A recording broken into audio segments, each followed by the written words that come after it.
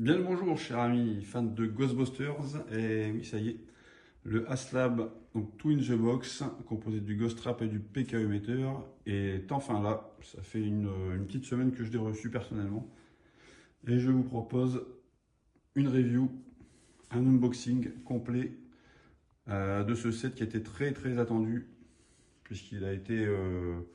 Il fallait le précommander il y a environ un peu plus d'un an pour pouvoir espérer le recevoir en ce mois de Noël.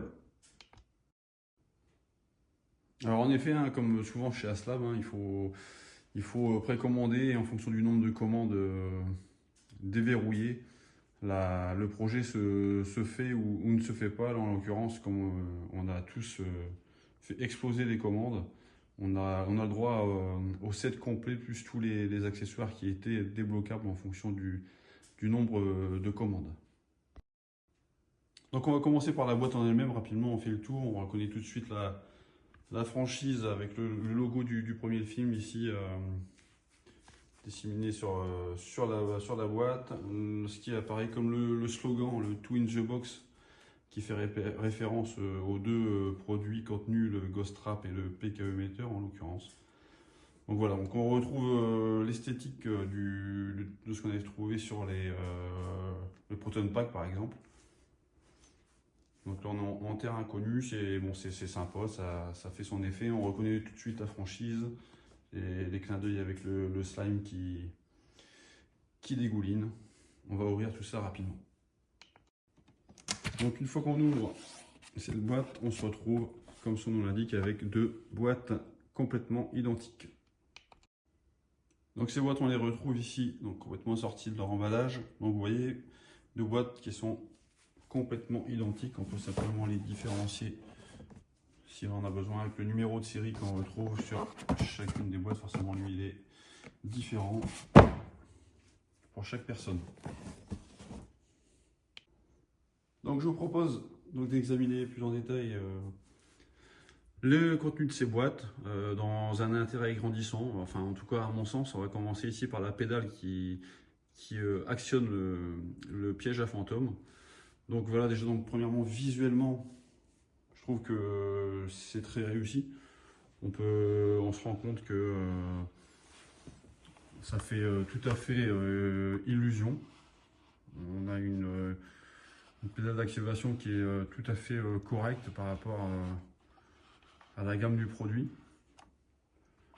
Les effets de vieillissement qu'on retrouve d'ailleurs un peu sur tout le set, hein, donc c'est de la jonction de peinture d'aluminium qu'on retrouve disséminée ici et là, donc de manière plus ou moins réaliste. Là, je trouve que sur la pédale en elle-même, c'est plutôt bien fait.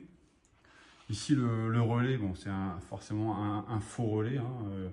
Alors, j'ai vu qu'il y avait déjà des modes qui remplacent les différentes parties qui ne sont pas assez réalistes pour certains. Moi, personnellement, je trouve assez réaliste, à l'exception des câbles.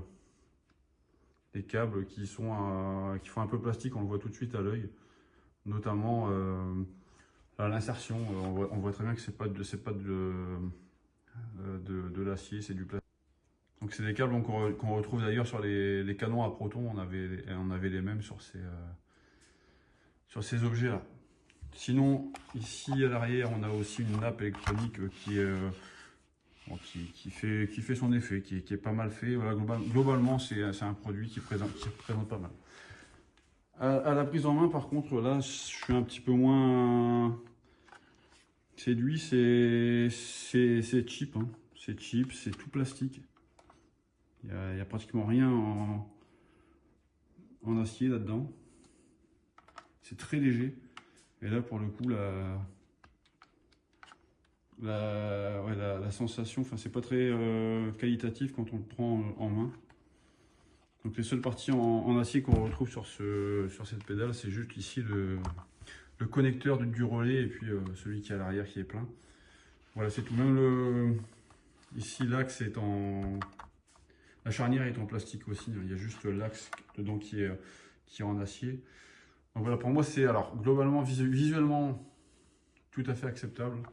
Maintenant, c'est vrai que c'est un petit peu. J'aurais préféré quand même un peu plus d'acier.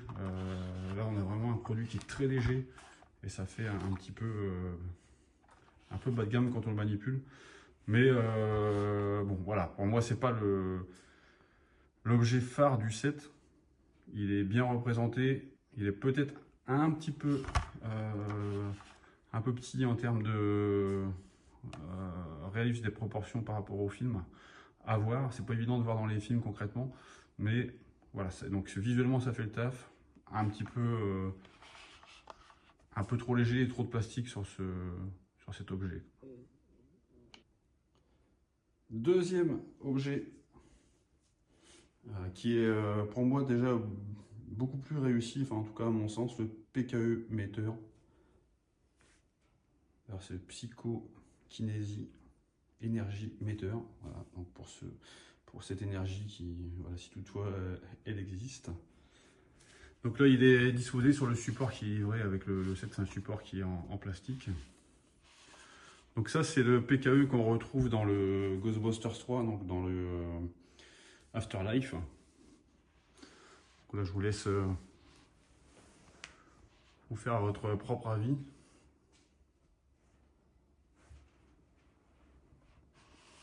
Sur la qualité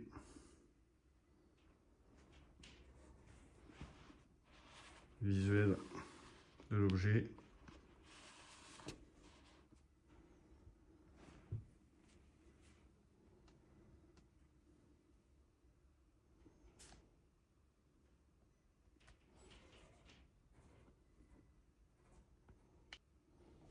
Donc voilà, donc moi visuellement, franchement il n'y a pas grand chose à dire.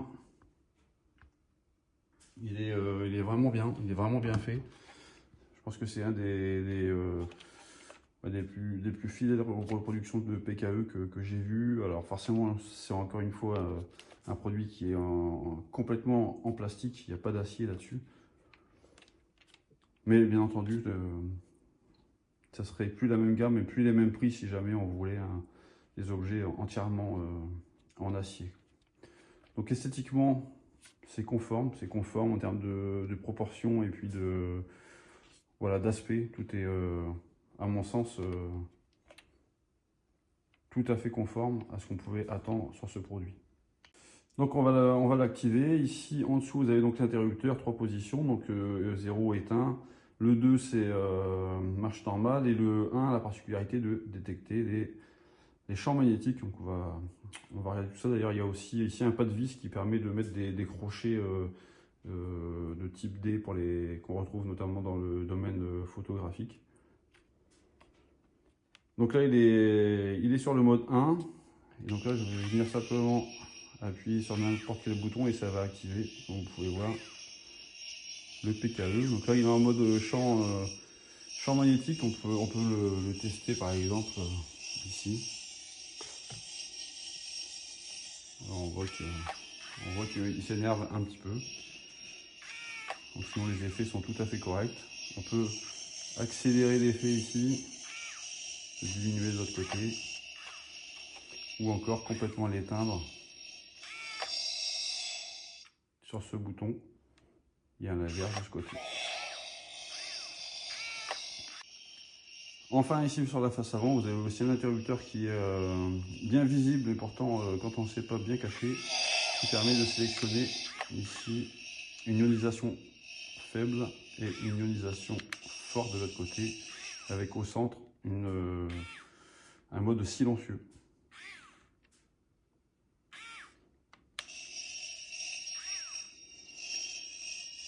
Donc forcément ça active ce jeu de LED. Alors les LED d'ailleurs en réalité elles sont un peu plus grosses et elles remontent jusqu'en haut ici. Bon là c'est vraiment un détail. Par contre j'apprécie que sur les bras ils n'aient pas mis de joint de plastique en plein milieu comme on retrouve souvent sur les PKE. Là ici on n'a pas de joint de plastique et c'est voilà, ça maintient un peu l'illusion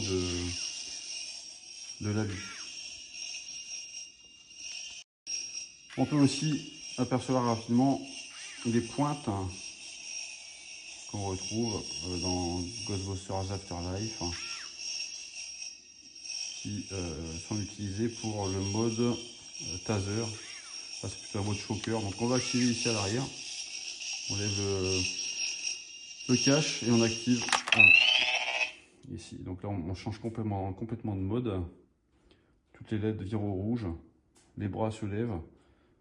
Alors au passage, les interrupteurs et le cache est complètement, c'est vraiment du plastique bas de gamme, ça donne pas une impression de solidité extraordinaire. Comparé au reste où le plastique est quand même un peu supérieur en gamme. Et donc là, il va me rester qu'à actionner le taser.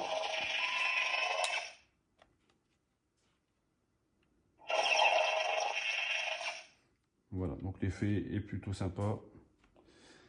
Attention, à mon sens, défaut de l'objet, les engrenages en plastique ici, qu'on peut voir, qui donnent pas une assurance, une impression de robustesse très élevée. Donc à voir dans le temps, si je me trompe. Et donc mention spéciale pour replier les bras, donc il faut l'amener ici à 90 degrés et celui-là aussi. Et ça se fait pas toujours de la meilleure façon. Voilà, et ensuite ça se réenclenche et on rebascule en mode normal. Voilà globalement pour ce PKE. Le haut-parleur il est dissimulé ici, on voit un petit peu à l'arrière. Voilà, donc le volume est suffisant sans être assourdissant. Voilà. Voilà, je vous montre en global.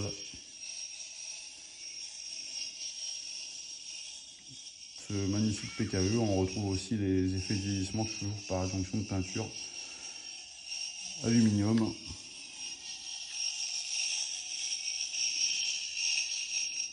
On va passer à la suite. Et voici, à mon sens, donc l'objet le plus impressionnant du set.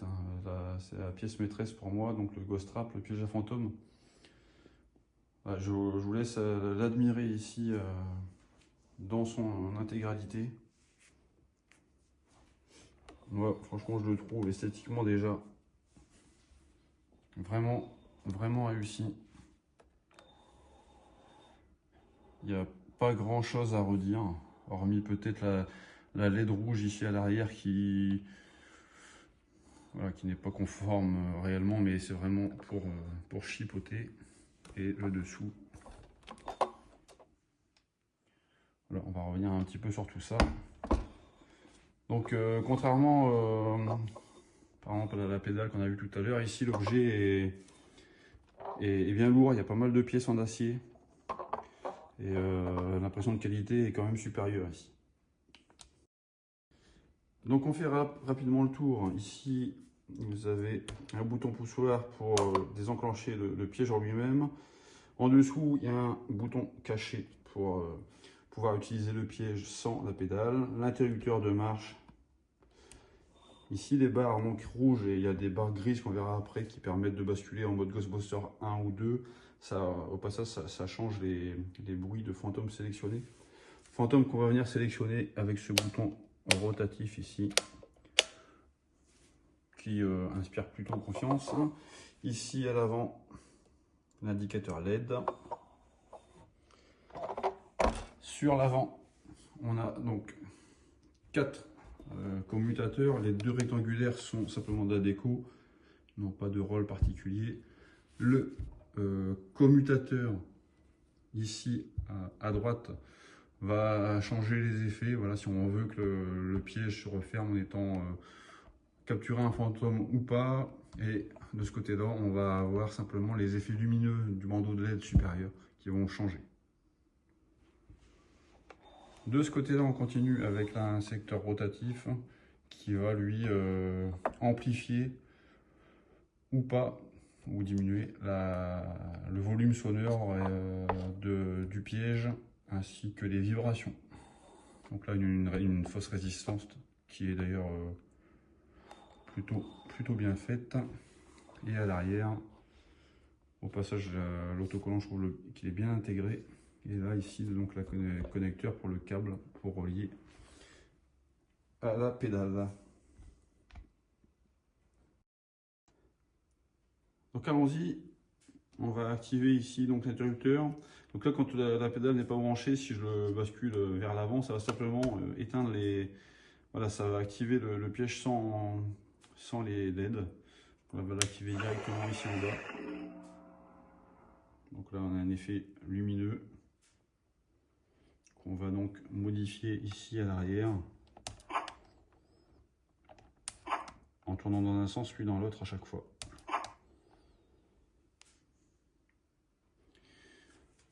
Ici, le commutateur, comme vous pouvez l'entendre, sélectionne ces fantômes malfaisants. Et donc on va activer ici le piège avec le bouton caché. Donc on a 6 LED blanches qui sont suffisantes pour l'effet. Donc on a en plein jour, donc forcément c'est un petit peu moins visible. Et on va refermer de la même manière. Ouais, ça se ferme franchement. Donc une fois que vous aurez chassé votre fantôme, vous n'aurez plus qu'à éteindre votre piège à fantôme. Ici, à l'aide du bouton poussoir, vous allez pousser le piège en lui-même. Donc là, une main, c'est pas forcément évident. Et donc vous vous retrouvez avec le piège donc dissocié de son support ici. Allez, encore une fois, les proportions sont plutôt bonnes. Donc là, attention, ici vous avez des connecteurs électroniques hein, pour le piège. Donc de ce côté là ça va, mais par contre ici attention de ne pas tordre le connecteur. L'ensemble se connecte grâce aux 4 ergots qui viennent s'enficher ici donc sur le support. Et puis là vous avez donc des clips, et là en bas également il y en a deux de chaque côté. Donc il suffit simplement de réenclencher l'ensemble.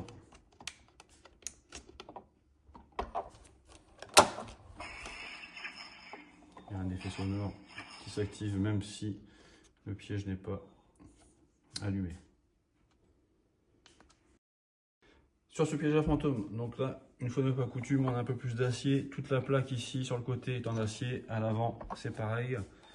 Toute cette plaque là est également en acier. En dessous vous avez le support forcément en acier, et vous avez ces 4 roues massives qui sont également en acier. Au passage, haut-parleur en dessous, à mon sens un peu faible, même quand on le met à fond. Voilà, à mon sens, voilà, ils auraient quand même pu mettre un volume supérieur. Là on va pas être chaud avec celui-là, mais bon, ça fonctionne quand même. Et les roues elles font parfaitement leur effet. On peut facilement lancer le piège comme on le voit dans le film, ça roule bien. Là-dessus il n'y a pas de souci particulier. Plus gros point faible pour moi sur ce set là, c'est la poignée. Effectivement, tout ça, est quand même assez lourd, et du coup cette poignée elle est en plastique. C'est un simple tube en plastique, et vous voyez elle a du jeu. Alors je dis pas que ça va casser, j'en sais rien, on verra dans le temps. Ça risque de prendre un peu de jeu, elle en a déjà. Donc voilà, j'aurais quand même préféré une poignée en acier là pour le coup, vu le poids de l'objet. Quand on le porte comme ça à une main, on se rend compte que ça balle un peu, c'est un peu dommage. Voilà, donc pour moi c'est le point faible de l'objet, mais globalement le piège à fantôme est quand même vraiment superbe. Il fait partie des plus beaux produits sortis sur le marché, surtout dans cette gamme de prix. On y reviendra à la fin de la vidéo. Le câble fourni donc, qui est de bonne qualité, il fait environ un peu moins de 3 mètres. Donc c'est des fiches là, à 3 pins avec un détrompeur qui se met sur le dessus. Donc pour relier le piège,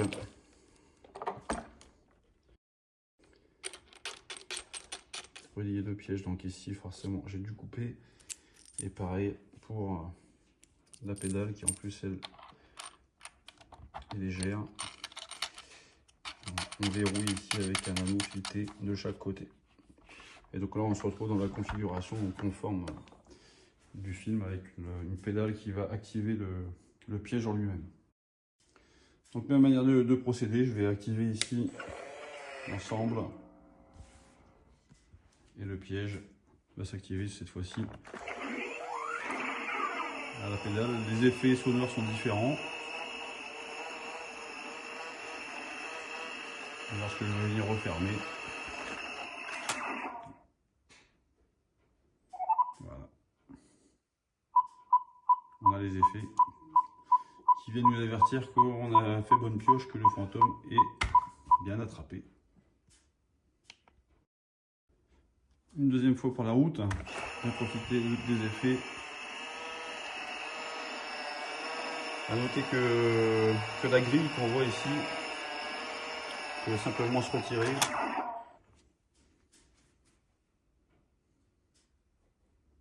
Donc là, quand on laisse fermer le piège par lui-même, il se ferme comme vous avez vu, il n'y a pas les effets comme quoi le piège a fonctionné. Il s'est refermé mais il est vide. Si on veut avoir les effets sonores de piège plein, il faut le fermer soi-même.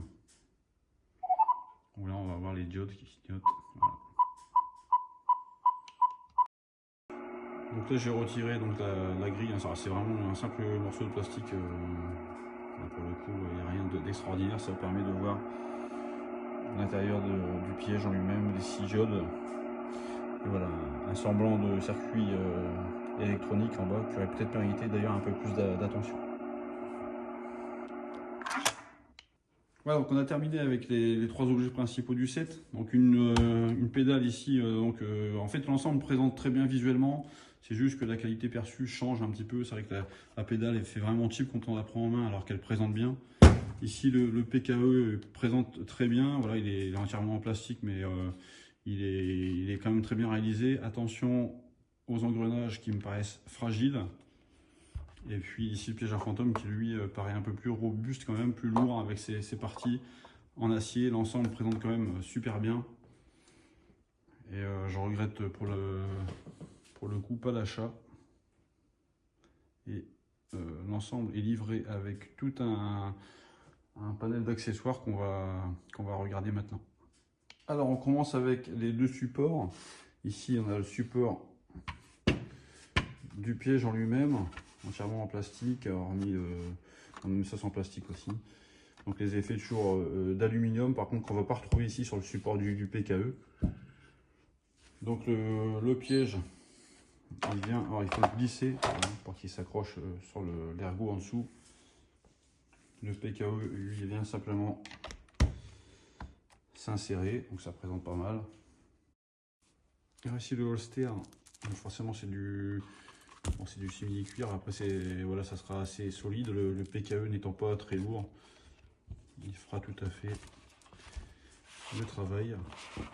On insère ici et verrouillé par-dessus. Voilà. On peut remplir un holster, c'est un support pour le piège, lui par contre, alors si on peut se plaindre de certains objets un peu trop plastiques, lui il est complètement en acier, c'est une plaque qui fait 2-3 mm d'épaisseur, alors je pense que vous allez pouvoir remorquer votre voiture avec. Le support lui-même doit faire 8 mm d'épaisseur au moins.